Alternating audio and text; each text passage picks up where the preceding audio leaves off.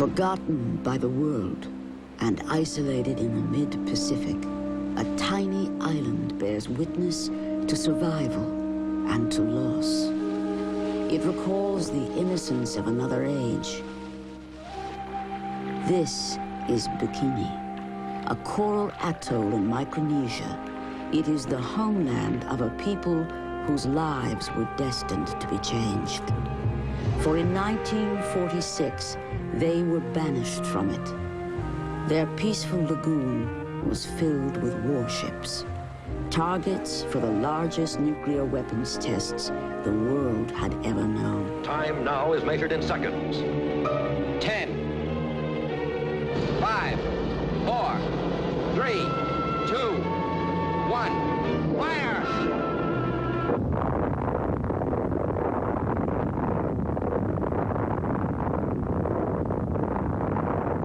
It was the beginning of the atomic age.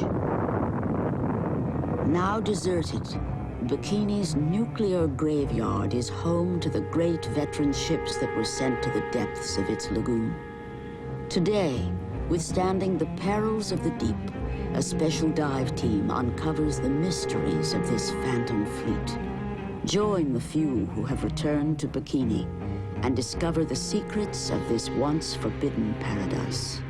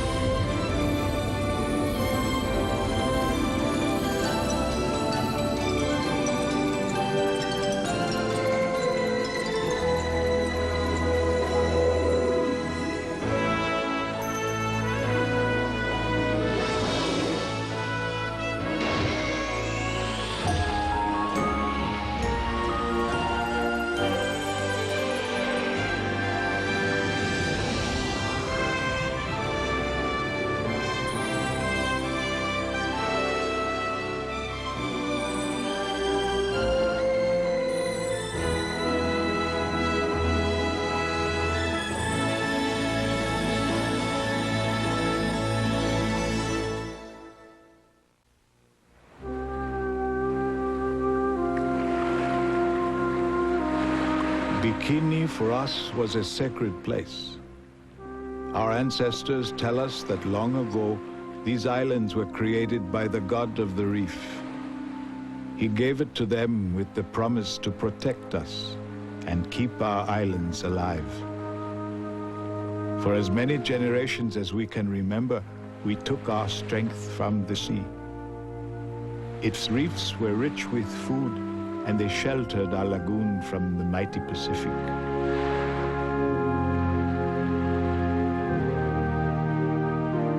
On this island, we lived in balance with nature. This is where we were meant to be, and we grew up thinking that it would be ours forever.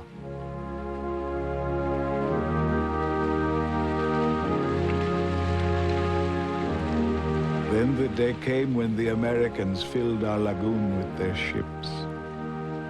And we watched as they took our island away.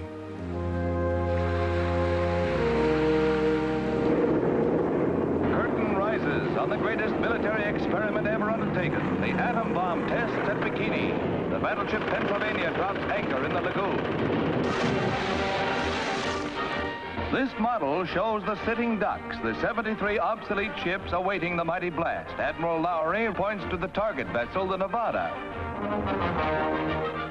The project was named Operation Crossroads, and it would bring together what could have been the 6th largest fleet in the world. Enemy battleships and U.S. veteran warships descended upon Bikini to drop anchor for the last time. They came to an ideal test site, for its sheltered lagoon was located in a remote corner of the world. 5,000 miles from the continental U.S., the eyes of the world turned to the Marshall Islands, taken from Japan in World War II. Few realized that Bikini, a coral reef formed on a sunken volcano, was one of the oldest inhabited atolls in Micronesia. But the fate of the 167 Bikinians who lived here had already been decided. Crossroads, scene 24, take 2. All right now, James, will you tell them that the United States government now wants to attempt to turn this great destructive force into something good for mankind, and that these experiments here at Bikini are the first step in that direction? The Americans said if we were willing to move, we would be taken care of forever. We wanted to stay, and we tried to tell them so, but they wouldn't listen. So we gathered our canoes, even the thatch from our houses, and carried what we could. But inside, we were filled with a deep sorrow that we could not explain. What we most loved, we were leaving behind.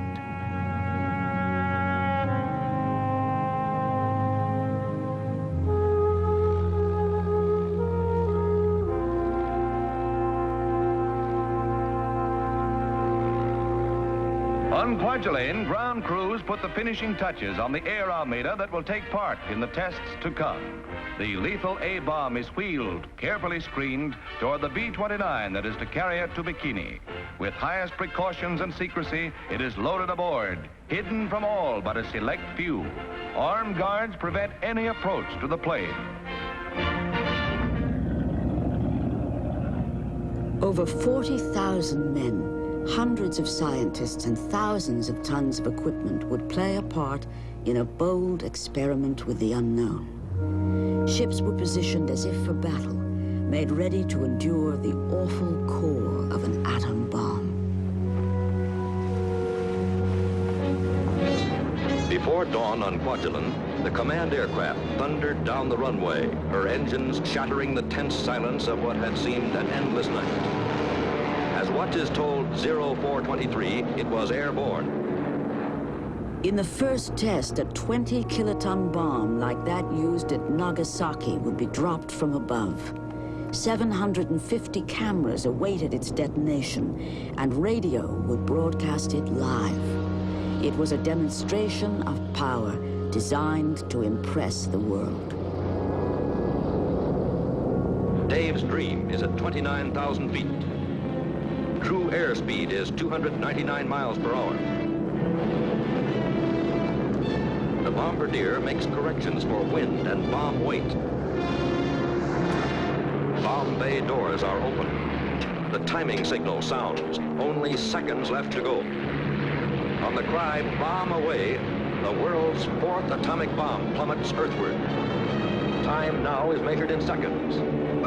10, 5, 4, 3, 2, 1, fire!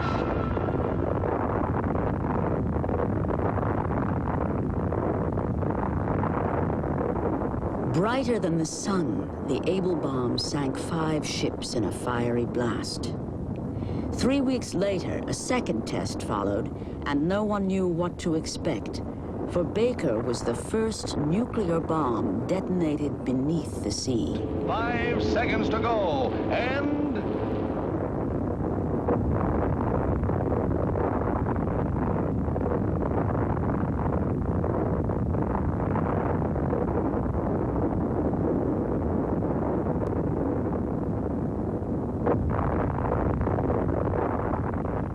In less than a second, its tremendous force swept out across the lagoon, blasting millions of tons of coral and water into the sky. It formed a column that grew a mile high. A 100-foot tidal wave crushed vessels instantly. Its shock wave blew out from the core at the speed of sound and hit Bikini at 3,500 miles an hour.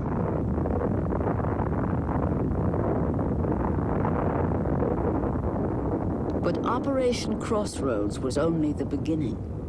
21 more blasts would rock Bikini's shores, and when they were over, the island was finally left alone, abandoned, because it was too hot to set foot on.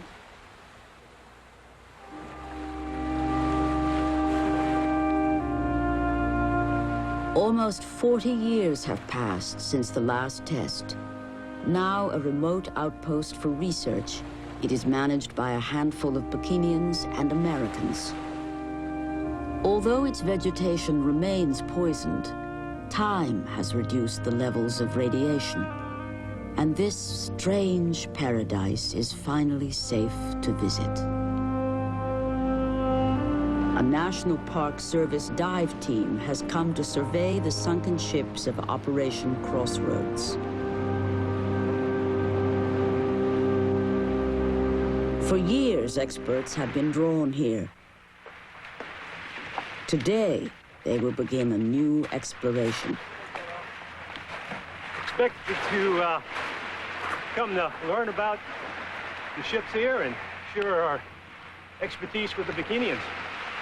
There's a fleet of sunken ships out there that could serve a purpose outside of scrap. We'd like to establish what that is.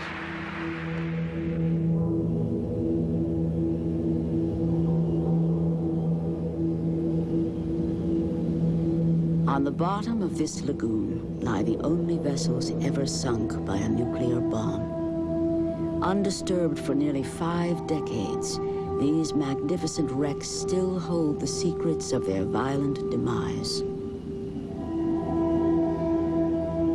Their structures were weakened by the atom blast and contaminated with radioactivity. Perhaps the most menacing threat is hidden within their hulls. These ships went down loaded with fuel and live ammunition that could go off at any time. Here, the greatest fear is that of the unknown.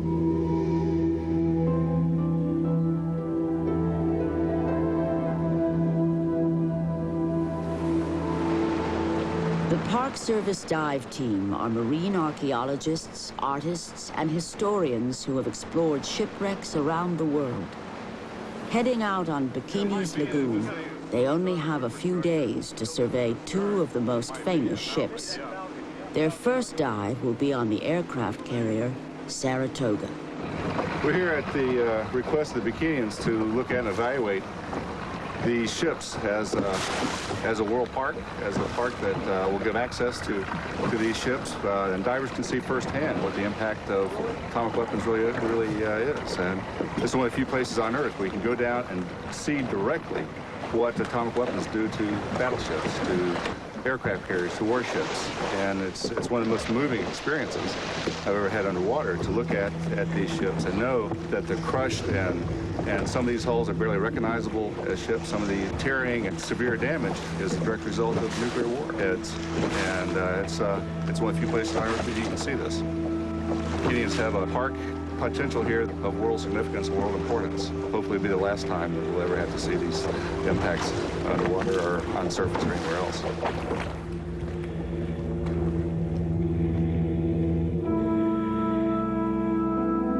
Venturing toward depths of 200 feet, their dangerous journey now begins. Sunday, America's Queen of Comedy takes on the King. Personal friends with the King, were you? You look as good as you did the day we met. It's Roseanne, Tom, and the King, the woman who loved Elvis Sunday.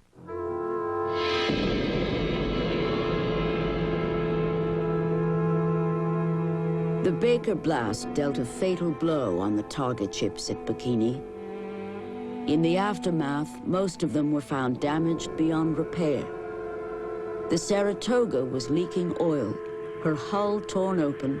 She was slowly sinking. 7 times the Japanese had announced this ship sunk. Difficult now to watch was the death of old Sarah. After 8 hours struggle, she gave a final lurch, straightening herself for the grave. At 16:16, she slipped beneath the surface, leaving a lonesome gap against the late afternoon sky. Diving on the Saratoga nearly half a century later is a moving experience for marine historian Jim Delgado. For us, every foot that we drop down beneath the water, we're passing through time. We all had wanted to dive Saratoga. Saratoga was the most famous ship there in many ways, the biggest, and the one whose loss, I guess, had been the most mourned. Coming right on up to a gun director, where a fellow stood in 1945 with that in his hands, trying to plot incoming Japanese kamikazes as they struck home closer and closer to his ship, while the guns beneath him hammered into the sky.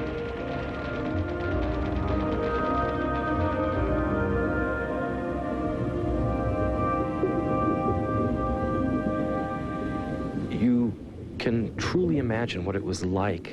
It's no longer abstract. It's no longer something in a newsreel. It's real. It's there. You can touch it. You can feel it. You can imagine those trying hours 45, 50 years ago on board the Saratoga as you look up at the bridge where the admirals and the captains stood, as you pass down silent hallways where men once worked, and through that experience, physically, put your hand on time, put your hand on history.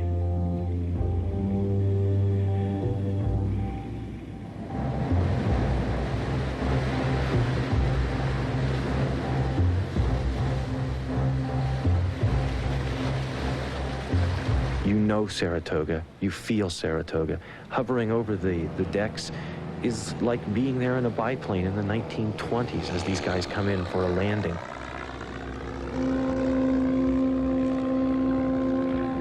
Today, the wood of the deck is gone, but you can still see where it was. There's line after line of rivets where the wood was held down.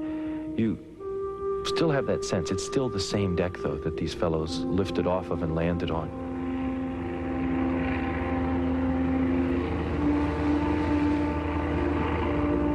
From this floating island in the middle of the sea, Saratoga taught the Navy how to fly. It was a great lesson that would come home in the Second World War when the battleship was replaced by the aircraft carrier. Saratoga became the most powerful ship of her time. Launched in 1925, she was the Navy's first operational carrier. Her Helldiver planes are still in the hangar deck, with a ghostly presence of battles fought long ago, when one after another they lifted off to meet the enemy.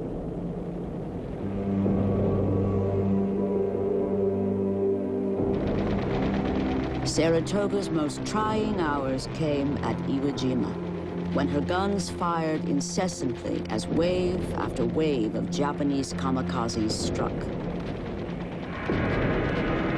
These same guns, now silent, point to the sky, where once they hammered against the suicide attacks. 5 kamikazes hit on her flight deck forward, and Saratoga reeled under the onslaught. Her decks burst into flame, burning alive 123 men.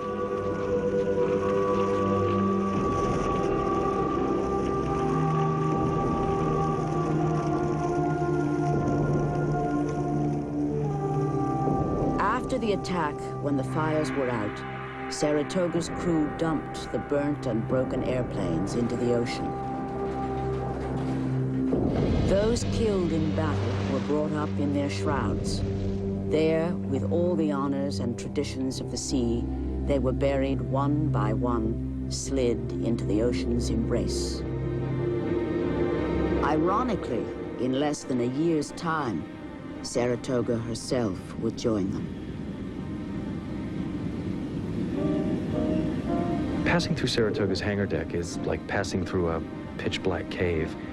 Up ahead, though, suddenly in the gloom, your lights pick out a plane. There they are, one after the other. Propellers bent, the engines knocked out of their mounts, but still there. Amazingly, the tires are still inflated with air. The oxygen bottles for the pilots are still charged.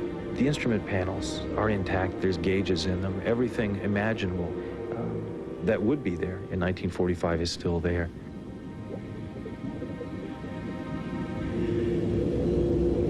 But the most terrifying cargo is now more volatile than ever. She had been loaded with live weapons to test what they would do in an atom blast. 500-pound radial bombs, like those dropped on Japanese cities. Somehow they survived Crossroads, and the divers fear that anything, even the movement of water, might set them off. Aerial torpedoes, as lethal now as when they slashed apart Japanese ships sitting in port.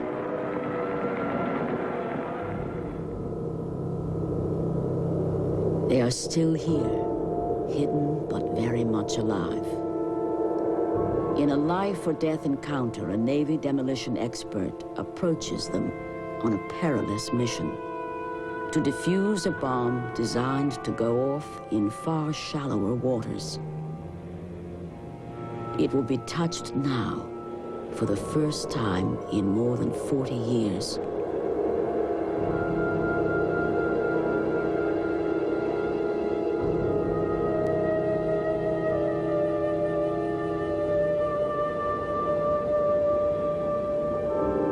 To secure them all would be too risky, and they must be left behind, with a warning for future divers. But the Saratoga holds other challenges.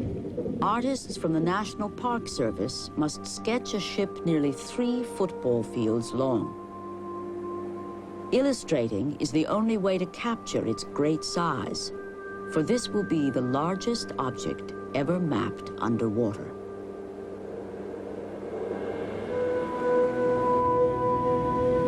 They must measure quickly.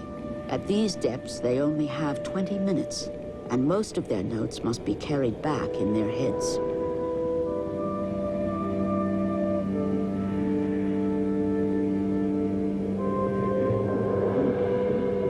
When we get finished with this drawing, this is the final finished draft. One of their most important objectives is to pass on knowledge of the ships to the Bikinians. Now the sunken vessels are their inheritance, and the potential of this unusual legacy is a new crossroads in Bikini's future. Be facing it coming back from the other direction. It is the young generation who must learn to dive the ships. They have chosen to manage them and hope one day to turn these wrecks into a diver's paradise.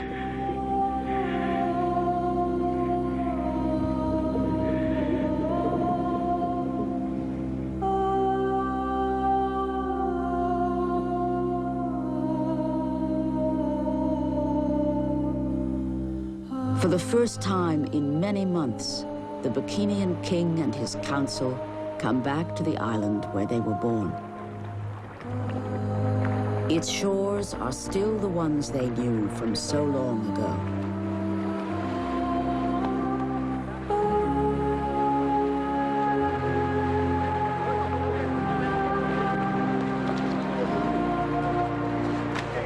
When we set foot on Bikini, the visions of our past come flooding back into our minds. It is as if we never went away.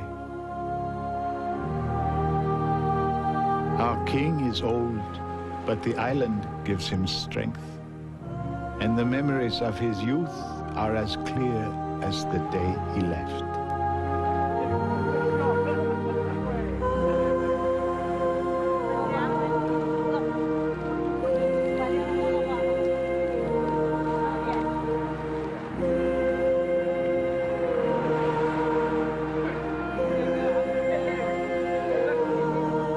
We know there is a poison here, but we cannot see it. And once again, we come to meet with the Americans with hope that it is finally gone.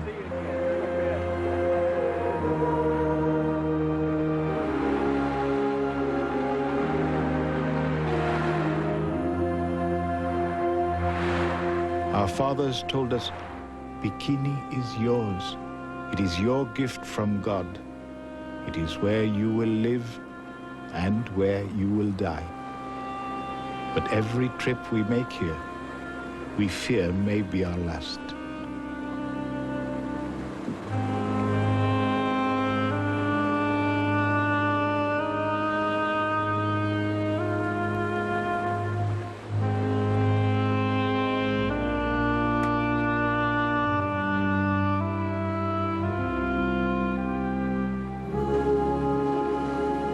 Even though we have been away from it, we know Bikini. We know its secret places that were shown to us long ago. And we must pass this on to those who do not remember the old ways.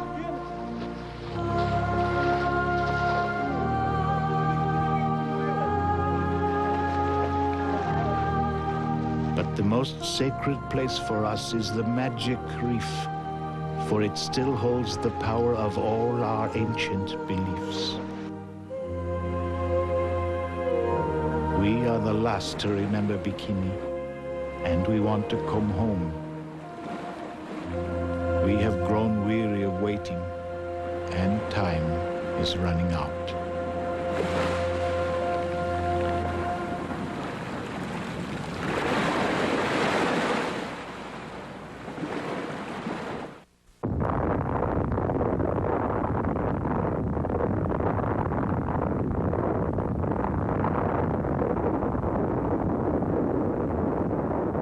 Of all the ships positioned beneath the bomb, one was chosen perhaps because she was the most infamous. The Nagato, the flagship of the Japanese Imperial Navy. She commanded the attack on Pearl Harbor.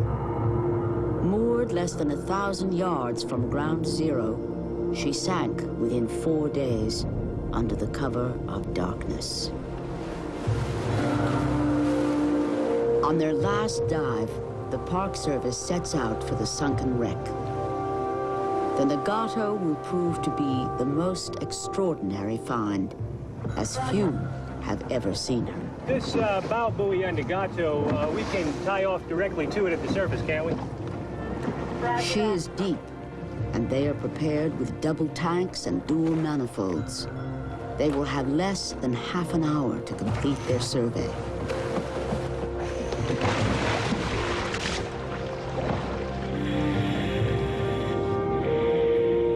Anticipating depths of up to 200 feet, for Jim Delgado and the others, this will be their most dangerous dive.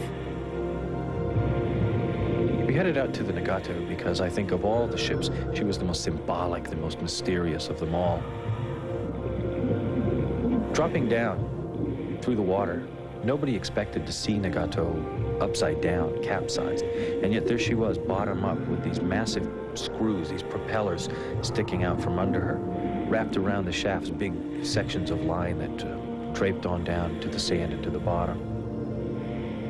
As we slipped on past them and underneath Nagato, there in the gloom and in the dark, hatches stood open, and there were those big 16-inch guns, now silent, but the same 16-inch guns that had once defended Japan, that had barked in defiance of Japan's enemies, guns that had last seen action against the American fleet in the Battle of the Philippine Sea.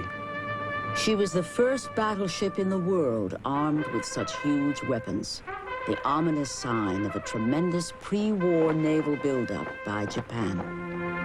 The words Rengo Kantai, words for the combined fleet, stirred the heart of every Japanese.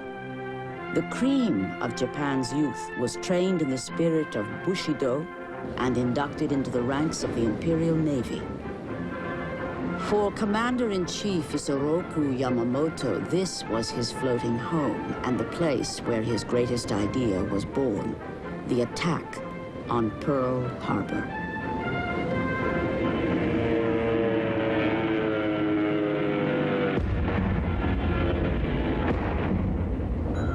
And now Nagato, with those guns, rests on the bottom. The guns are silent now. Just the same, swimming past them, you still have a sense of the majesty, the might.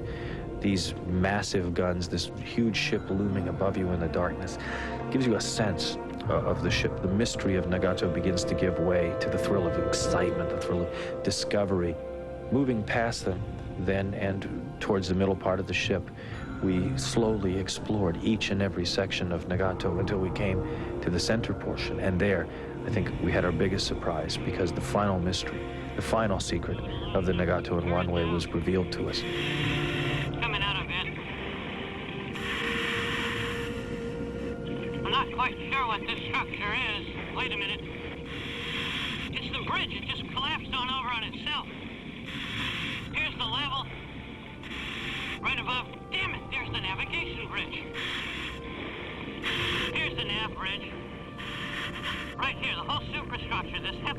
mass. It's all collapsed in on itself. This is where Yamamoto stood at the Pearl Harbor attack. Unbelievable as hell. It was here that the words Tora, Tora, Tora rang out on the radio. Code words which told the entire Japanese Navy that they had caught the United States unawares. On this bridge, the Pacific War became real for Yamamoto and for Japan. An unforgettable moment, frozen in time. It was to begin a bloody campaign that would last for 4 years.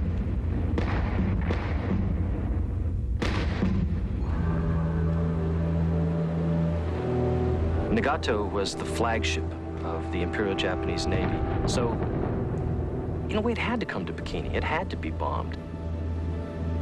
Masanori Ito is a Japanese historian who wrote about the end of the Imperial Japanese Navy, and he said that it was so ironic to him and other Japanese that at the very beginning of the war, you have this great navy that has no rival, I guess, anywhere else, sitting at anchor in Hiroshima Bay.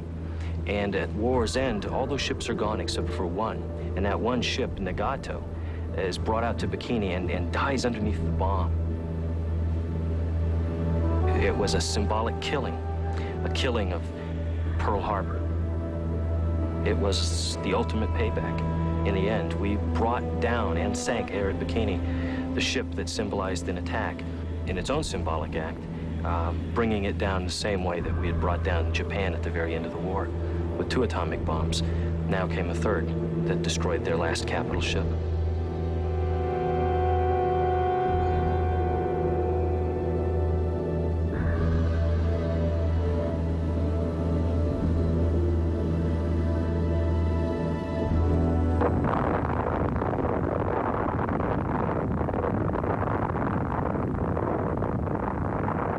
The irony of Crossroads is that these ships, the ultimate weapons of their time, were rendered insignificant by a single atom bomb. At first, Baker relieved many fears. It didn't destroy the world or turn the oceans to fire.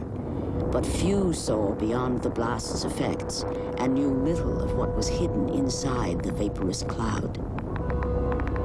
Radiation at dangerously high levels. The Navy was bewildered by the intensity of the poison. They tried to wash off the fallout, but it had permeated the massive ships and would affect some of the men who boarded them for the rest of their lives. Of nearly 100 target vessels, almost all had to be scuttled. The Navy would discover that only time could make the ships safe. Today, radioactive decay and the motion of the sea have reduced the radiation, bringing exposure down to harmless levels. With samples of metal and sediment taken from the ships, researchers learned that they are finally safe to touch. The danger of diving on Bikini is not radioactivity. It is the hazard of depth and unexploded bombs, and the risk inherent in entering any ship, deteriorating and abandoned, that sits on the ocean floor, slowly decaying with the passage of time.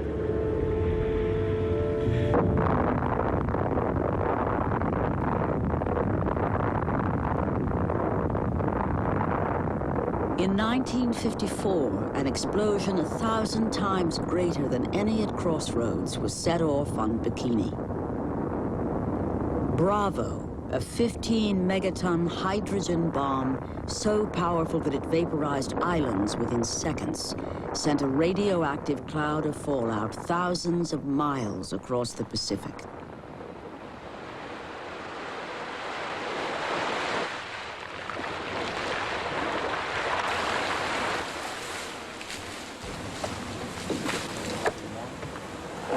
Bravo's legacy still haunts Bikini today. A group of American scientists continues to monitor radiation levels on the island. They have found that after almost 40 years, the food chain remains contaminated, The fruit is safe to handle, but it still can't be eaten.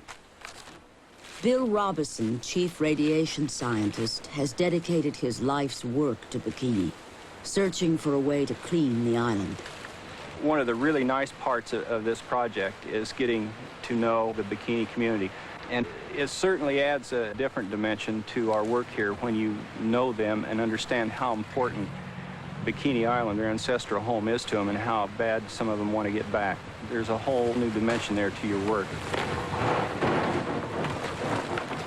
As we all know, the reason we're here talking about radiation-related issues at Bikini is because of the radioactive fallout that was deposited across your entire island here on March 1st, 1954, when they... For King Keelan, it is hard to understand the poison that he cannot see. But Robison believes that through potassium treatments, the island can be resettled in only a year. And yet trust doesn't come easily to the Bikini Council after years of broken promises. Why did the United States come way out here to Bikini to do this bomb testing? You know, now we've got all this poison on our island, and we have to sit here and talk about all these different ways to get rid of it. Why did they choose Bikini? I mean, what's the point in all this? Well, Keelan, I can certainly understand your frustration with the current situation here on Bikini, and it is a difficult thing to understand the history of it and why it happened. How many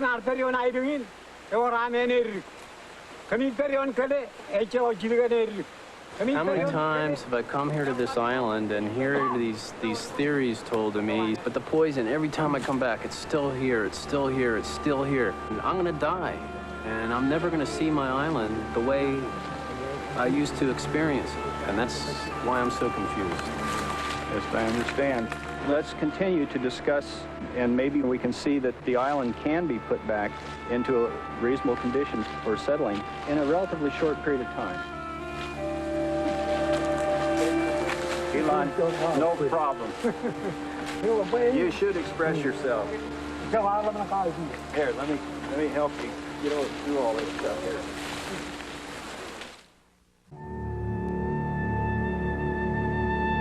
After wandering for 2 years, in 1948, we arrived on Kili. It was a single outer island, and it was only a mile long. The legend said it was full of demons, so we built our houses close together. We didn't think we would have to wait so long to return to Bikini. But the years stretched on, and Kili began to close in on us. And we came to know it like a prison. For our children, this is the only home they know, and Bikini is just a story.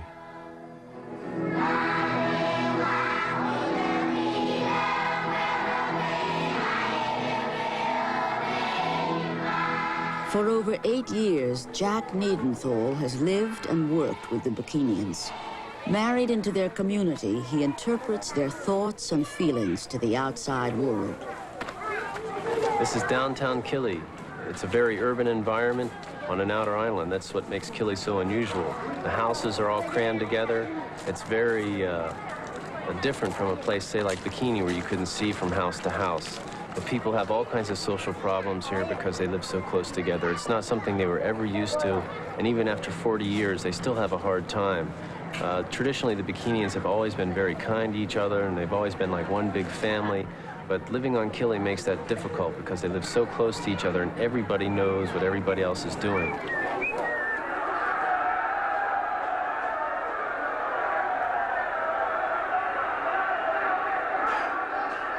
For the young people who were born on Kili, Bikini has become a myth. All their lives, they've heard about their ancestral homeland, but most have never had the chance to visit. Iowa. Okay, we're saying he is very big. All right. And as they're exposed to the ways of the 20th century, their thoughts and ambitions grow further away from the return to Bikini that their elders long for. Say Almeida. What pronoun would we use to substitute for the name Almeida? Supply ships are like lifelines on Kili. Without them, the Bikinians would starve. The rough seas surrounding the tiny island make it nearly impossible to fish, and all provisions must be brought in from the outside. But because there is no sheltered lagoon, unloading is always dangerous. Barges are often lost, and food can be damaged by water. Exiled to this harsh island, for almost 50 years they have relied on the U.S. for their survival. The price they've paid has been great. The old ways have lost their meaning, and their culture is dying out.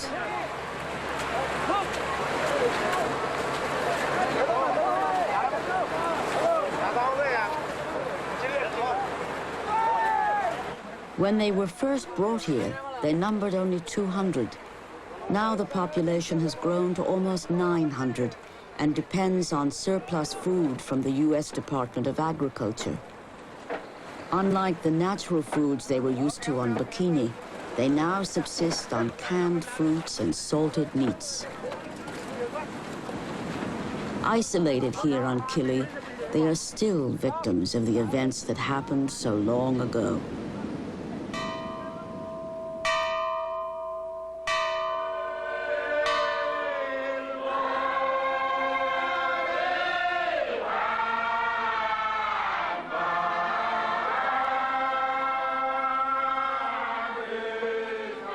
This song tells of the struggles we have had ever since we first left Bikini. It is called No Longer Can I Stay, It's True. And it has held us together through all the years we have been away. Even those who don't understand our language can feel the sadness that we have been through. They can understand our longing to go home again and the sorrow we have for those who never will. It has been our anthem since 1946, when we first began our journey.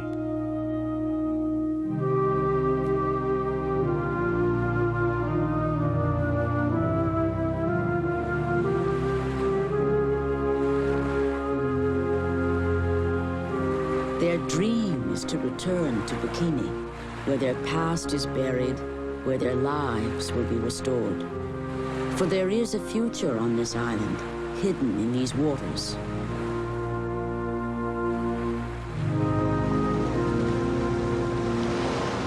It is the young Bikinians who will take the first steps to reclaim their lost paradise. Working closely with an American research team, they continue the search for the missing ships of Operation Crossroads. This will complete the survey of their underwater dive pod. Maybe over closer to the right. The pilot fish would be right over here. The bearings are right. And then let's go to the YO. The hunt is on for a submarine, the pilot fish.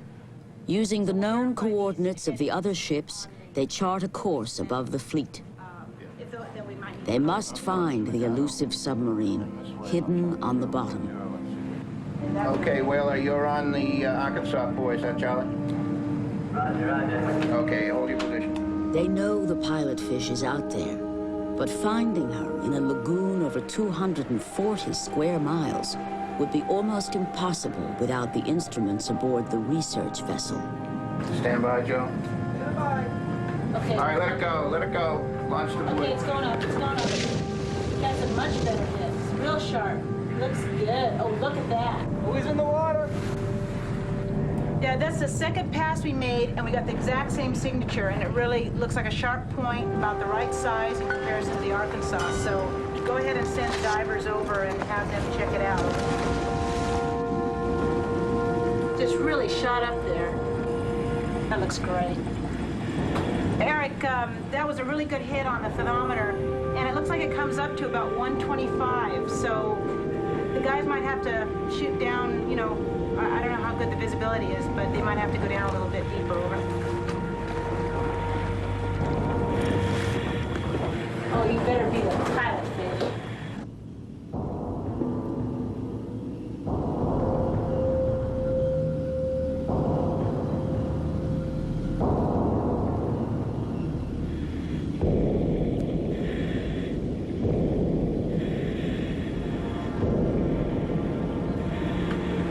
White whaler, Pierce, do you read me? Yeah, roger, roger. Roger, did they find it?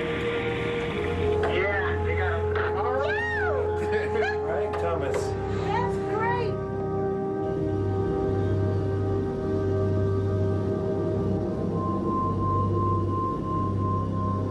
Resting in the murky depths for nearly half a century, the pilot fish is enshrined in the tragedy of Crossroads. Once abandoned in her watery grave, she now belongs to the Bikinians, who hold her as a reminder for all the world to see.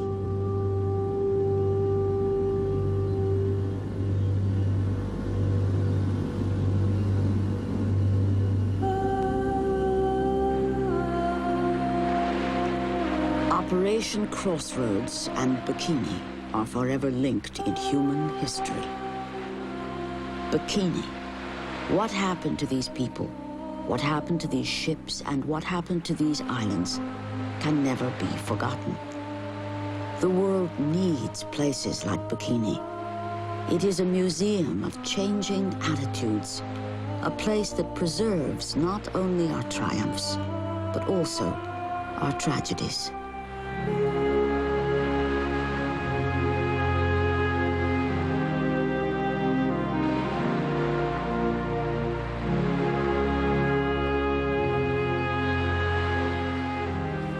The only way that we can restore our culture, restore the way we used to work together, the way we used to love each other, the only way that all of these things can return to our lives is if we return to our homeland.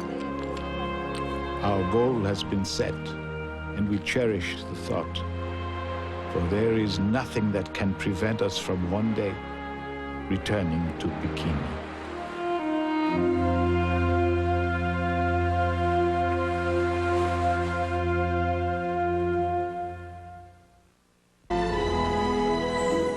Stay tuned for The Commish next.